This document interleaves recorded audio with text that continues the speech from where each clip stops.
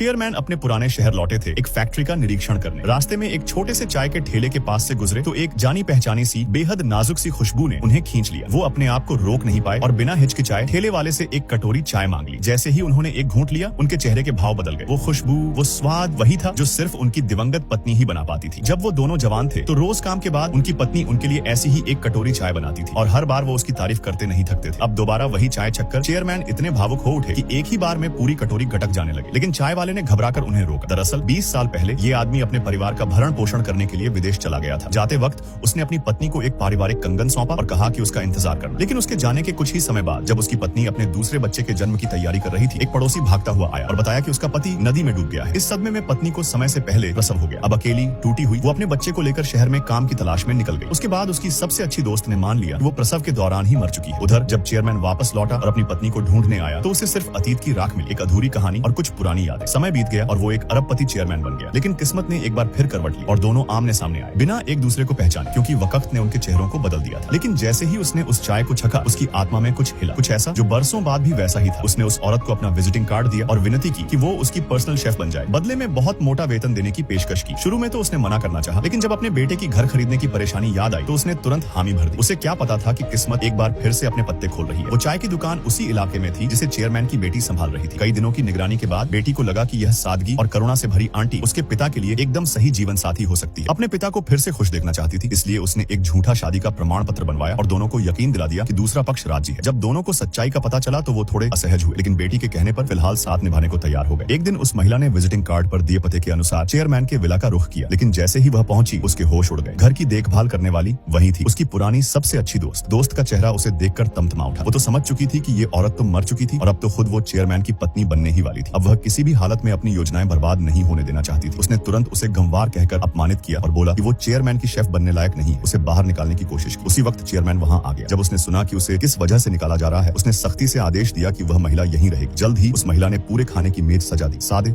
मगर घर के स्वाद से भरे व्यंजन। चेयरमैन इतना प्रभावित हुआ कि बिना सोचे समझे उसे अपना निजी शेफ बना लिया। हाउसकीपर ने फिर विरोध करने की कोशिश की, लेकिन चेयरमैन ने उसे डांट दिया और बाकी सारे शेफ को तुरंत नौकरी से निकाल दिया। फिर उसने सबके सामने ऐलान किया कि अब से वह महिला उसकी एक्सक्लूसिव कुक है और घर में हर कोई उसका सम्मान करेगा। बाद उसने उसका नाम पूछा और नाम सुनते ही वो जैसे जड़ हो गया। उसे शक हुआ कि कहीं यह वही महिला तो नहीं जिससे उसका फर्जी विवाह प्रमाण पत्र बना था। संकोच से उसने पूछा, क्या तुम शादीशुदा हो? वो मुस्कुराई और बोली, हाँ, मेरी शादी बहुत अच्छे आदमी से हुई है और हमारा रिश्ता बहुत प्यारा है। ये सुनकर चेयरमैन को लगा कि शायद वो गलत इंसान है। उसने उससे कुछ दयालु शब्द कहे और कमरे से निकल गया। लेकिन उसी रात उसके सहायक का फोन आया और पुष्टि की कि फर्जी शादी के कागजों पर वही महिला थी। बिना समय गंवाए चेयरमैन ने उस महिला को कॉल किया और ठंडे स्वर में कहा, तुम मेरे पैसों के पीछे हो, और फिर फोन काटते हुए बोला, कल सुबह सिविल अफेयर्स ऑफिस में मिलते हैं। उसी शाम महिला ने उसके लिए खाना बनाया था।